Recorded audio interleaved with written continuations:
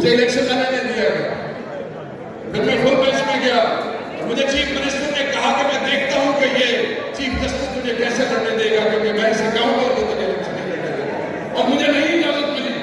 اس کے بعد جب میں سپریم کورٹ میں پہنچا تو مجھے یاد ہے ایک جج جس کا نام بھگوان داس تھا, انہوں نے وہ فیصلہ کیا, اس وقت کے رجیم کے خلاف کیا, اس وقت کے وزیر اعظم کے خلاف کیا, اس وقت کے وزیر اعظم کے خلاف کیا, اور میں الیکشن لڑا.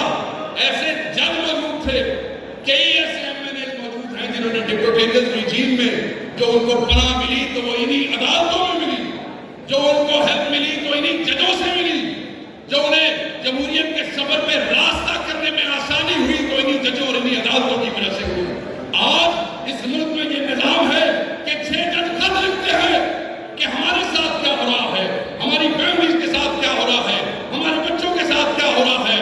آج سرگودے کا جج خط لکھنے پہ مجبور ہے, آج میاں والی کا جج خط لکھنے پہ مجبور ہے, آج بلوچستان کی ہائی کورٹ کہتی ہے کہ مداخلت ہے, آج AWFP کی عدلیہ کہتی ہے کہ مداخلت ہے, اور میں یہ سمجھتا ہوں کہ کوئی صوبہ ایسا نہیں ہے جہاں پہ مداخلت نہیں ہے. میرے دوستو, ILF کے جانشینوں, ILF کے واریئرز, میں آپ کو کہہ دوں, آپ ہی وہ آخری امید ہے جو انصاف کو انصاف دلا سکتے ہیں.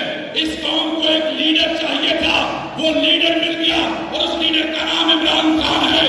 عمران خان نے یہ ثابت کر دیا کہ وہ نہ صرف آپ کا لیڈر ہے, وہ مسلم امہ کا لیڈر ہے, اور اسی لیے آج وہ جیل میں ہے.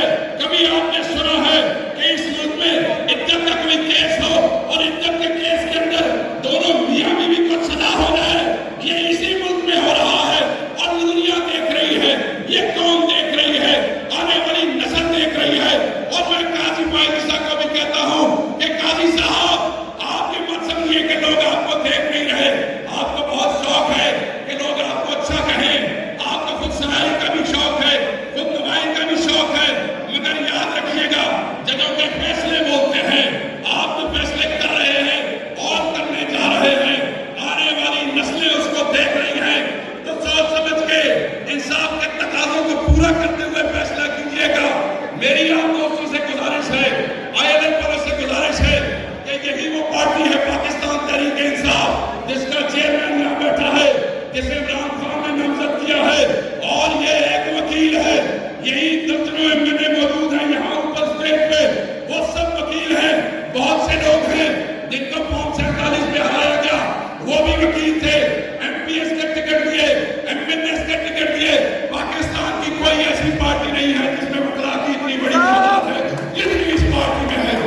آپ وہ مجاہد ہیں جنہوں نے جب ضرورت پڑی عمران خان کو, جب ضرورت پڑی اس قوم کو, تو نہ صرف عدالتوں سے نکل کے میدان میں آ کے ہماری ٹکٹیں لے کے, اس وقت جب خوف سے کوئی ٹکٹ نہیں لیتا تھا, جب ڈر سے کوئی ٹکٹ نہیں لیتا تھا, جب لوگ پریس کانفرنسز کر رہے تھے, آپ وکلا ہے جنہوں نے ٹکٹس لی, آپ وکلا ہے جنہوں نے الیکشن لڑے.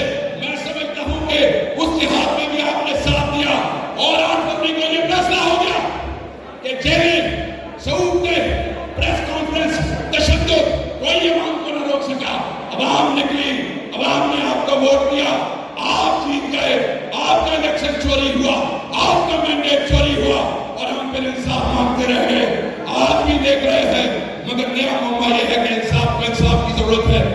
آپ ہیلپ کریں گے ان ججز کو, آپ کو متحد ہونا پڑے گا, آپ کو اکٹھا ہونا پڑے گا. اور میں تمام وکلا کو کہتا ہوں جو نوجوان ہیں, پاکستان تحریک انصاف ہی مستقبل ہے پاکستان کا. پاکستان تحریک انصاف میں شامل ہو, چاہے پریکٹیکل سیاست کرنی ہے, چاہے اپنے وکلا کی سیاست کرنی ہے. اور یہ جو آپ کے الیکشن ہونے جا رہے ہوں گے, آپ اپنی طاقت کا بھرپور مظاہرہ کریں تاکہ دنیا کو پتہ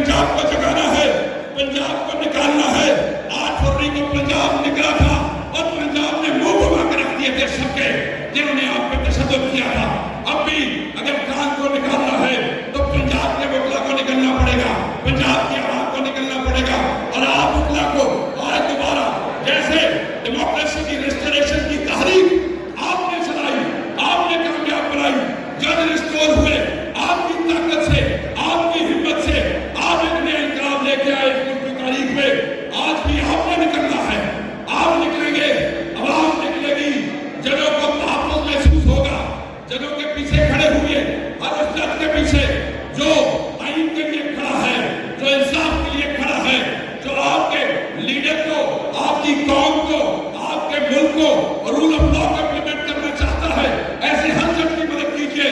وہ دن دور نہیں کہ جب انصاف دینے والوں کو انصاف مل جائے گا اور پھر آپ کو انصاف ملے گا, اور جب آپ کے تھرو ہمیں انصاف ملے گا تو پھر عمران خان بھی باہر آئے گا.